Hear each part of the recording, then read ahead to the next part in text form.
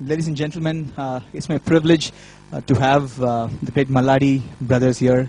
Let us ask a few questions on behalf of the Mandali and their Rasikas in general. Thank you for such a wonderful evening, sir, today. It was awesome, wonderful performance that we were able to hear today. Thank you very much. And it's only God's blessings, Guru's blessings, and the blessings of our parents. We owe our success to all of them. And very, very knowledgeable and appreciative crowd here in the premises of Sri Ramaseva Mandali, Chamrajpet. Thank you. The next question leads into that.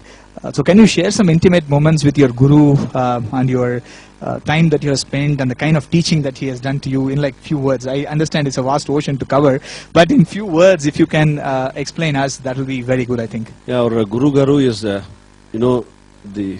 great Nedunuri sir. From the day one, we started learning from Guru Garu.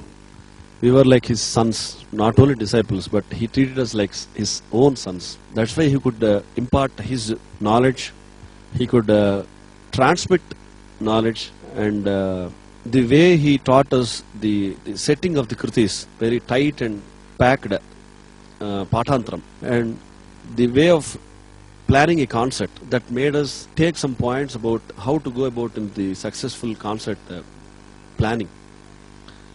And he used to teach us for hours and hours. Every morning from 9 o'clock onwards, after his Anushtanam, our sessions would be lasting for 3-4 hours in the morning and 3-4 hours in the evening. And because of his grace, we are here. And we had rare privilege of learning from his Guru also. He is Sangeet Kadanidhi Padma Bhushan Dr. Sripada Pinakapani garu. We had almost made 25 to 30 trips to Kurnool. He is still in Kurnool. He is 98 years old.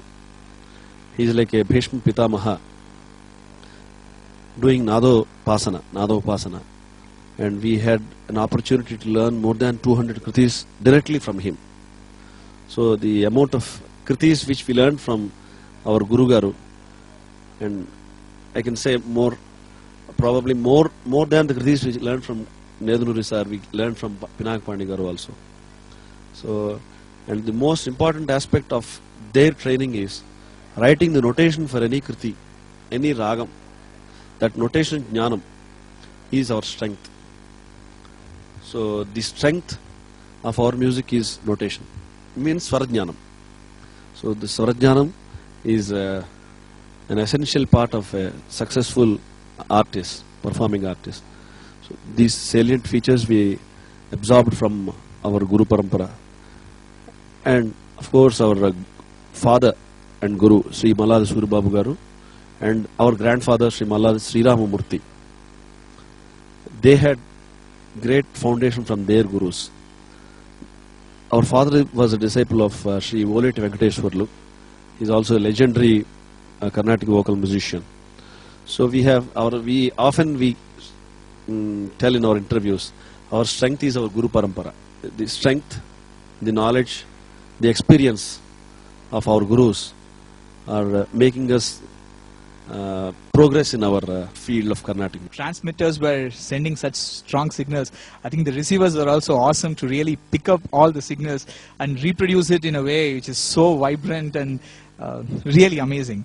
So Telugu being your mother tongue, does that give you a real big edge over other vocalists while you sing these kritis with lot of expression and the nativity? It's like we are singing the kriti. We invite the composer into our heart and soul. So Mundu Venuka Iru Prakkala Todai Rara. So the incident where Tyagaraja had the problem of some robbers and thieves, where he was going on a chariot, so on a palanquin from Tirupati to Tiruvattur, some Triviyar. So the feeling how the Tyagaraja had, and we because of the nativity and the bhasha jnanam, essence of the composition, and where to the punctuation of the words break the words and join the words if you are adept in your own language. And fortunately, most of the compositions are in Telugu. So that is the advantage, and lot of unheard kritis are there, and we have to make them come into light and make the audience know the depth of the compositions, the spirit of the composer, and the heart of the Vagekara. Wrap it up in two more questions. First, I want to ask you, can you tell us something about the Mandali? You have been performing for years now. Can you share some lights about the Mandali in general and the public and Bangalore itself? This Ram Seva Mandali, we have been performing here for the past 15 years, I suppose.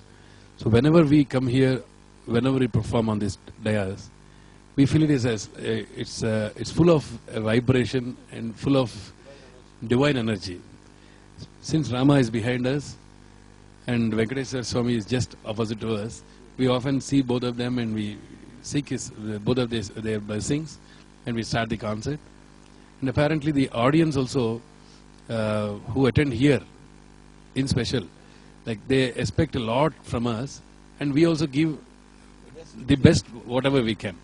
So the ragas, normally we don't try to repeat the ragas, and here and there we get the request from the audience. So we like that, and we love the anticipation from the public. So we often love to perform here in Ram Seva Mandali, and they are doing a great job. We really appreciate them.